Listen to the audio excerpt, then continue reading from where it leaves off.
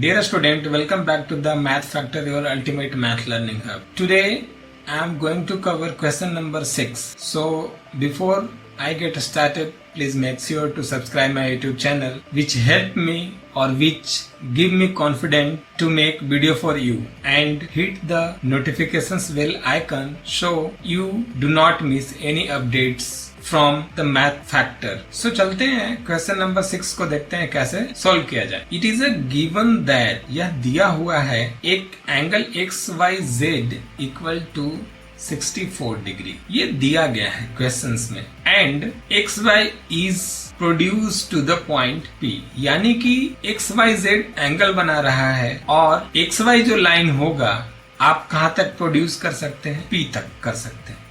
Draw a figure from the given information. इस information से आपको क्या करना है? एंगल डायग्राम ड्रॉ करना है. इफ द रे YQ bisect angle ZYP, find the value of angle XYQ and reflex YQP, QYP. तो चलते हैं सॉल्यूशंस को देखते हैं क्या कहते हैं. जैसा कि आप जानते हैं एज पर द क्वेश्चंस क्या बोल रहे हैं, it is a given that angle XYZ equal to 64. तो आप जानते हैं जब एंगल XYZ इक्वल टू 64 दिया गया है तो एंगल कहीं ना कहीं Y पे बन रहा होगा. अंडरस्टूड? एंगल कहीं ना कहीं Y पे बन रहा होगा. तो हम एक लाइन ड्रॉ करते हैं, रे ड्रॉ करते हैं XY, X एंड Y हमने ड्रॉ किया.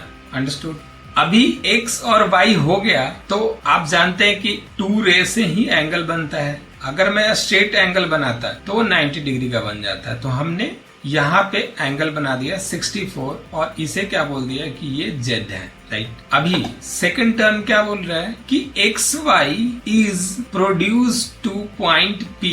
दैट मीन्स XY को आप क्या करो कि P तक एक्सटेंड करो. तो मैं इस डायग्राम में क्या करता हूँ, इस XY को मैं P तक एक्सटेंड कर, हमने एक्सटेंड कर दिया. राइट. सेकंड पॉइंट कवर हो गया. नेक्स्ट क्या बोलता है कि draw a figure from the given information. अभी इंफॉर्मेशन क्या दिया हुआ है?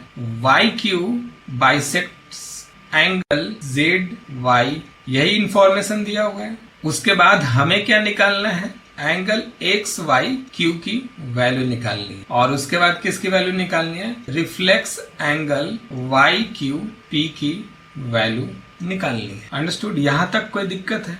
तो अभी ये जो इंफॉर्मेशन दिया हुआ है YQ bisect angle ZYP, angle ZYP, angle ZYP यही है, यही वाली एंगल है. जो कौन बाइसेक्ट कर रहा है?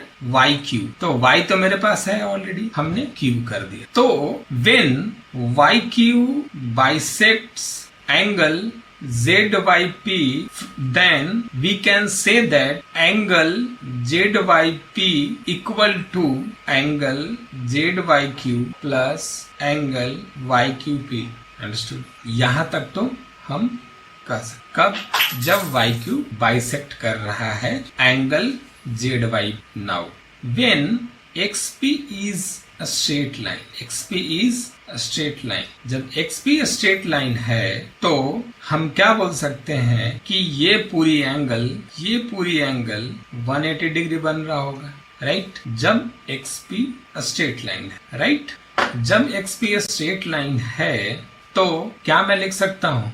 XYZ plus ZYP equal to 180 degree. ये मैं कंसिडर कर सकता हूँ. कब कर सकता हूँ? जब XP स्ट्रेट लाइन. अंडरस्टूड?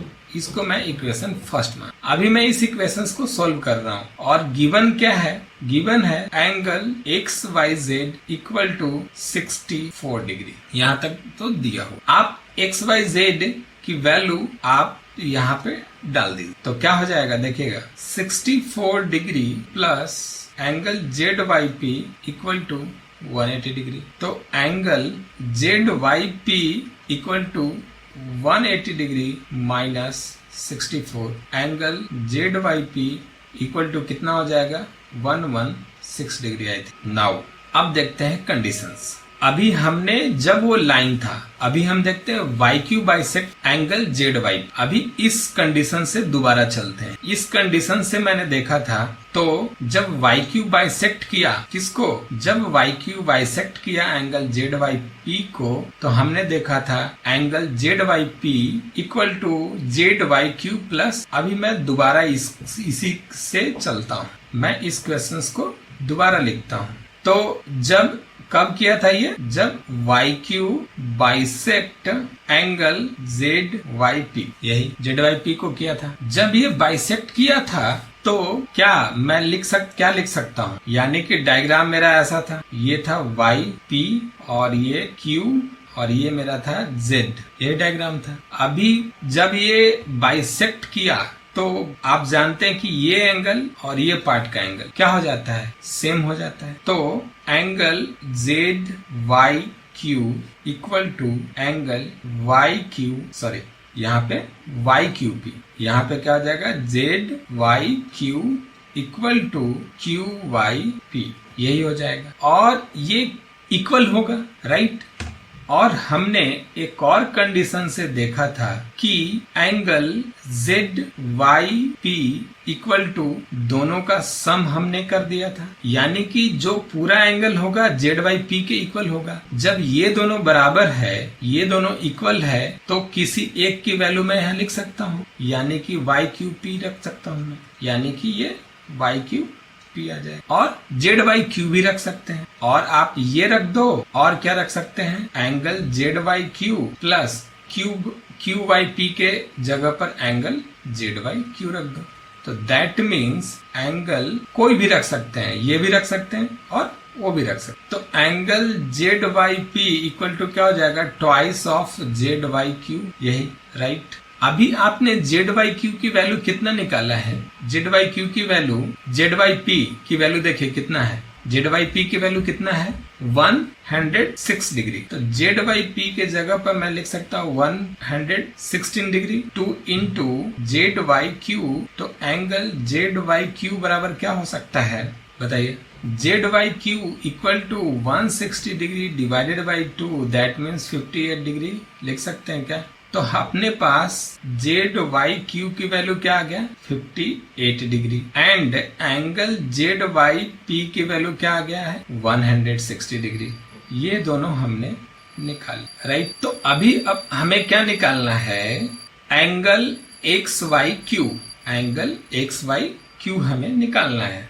हम जब डायग्राम से देखेंगे तो क्या हमसे पूछा है, angle X Y Q and reflex angle Q Y P. तो पहले हम एंगल एक्स वाई क्यू निकालते हैं। तो एंगल एक्स वाई क्यू, चलिए फिर से डायग्राम देखते हैं। डायग्राम यहाँ पे एक बार फिर से बना लेते हैं। ये मेरा P है और ये मेरा Y है, ये मेरा X है और ये क्या हो गया Q, और ये क्या हो गया 64 डिग्री, ये मेरा Z दिए हुए है और ये एक एंगल है। ये हमें क्या चाहिए, एंगल एक्स वाई क्यू चाहिए। एक्स वाई क्यू निकालने के लिए मैं ऐसे जा सकता हूँ, कैसे जाऊंगा, ये पार्ट को मुझे देखना पड़ेगा। तो ये पार्ट इसका और इसका सम है, ठीक है, यानी कि ये यहाँ पे एक एंगल बन रहा है और यहाँ पे एंगल बन रहा है। X Y Q equal to मैं लिख सकता हूँ क्या, angle X Y Z plus Z Y Q लिख सकता हूँ मैं। अभी देखिए, अभी एक्स वाई जेड की वैल्यू क्या है,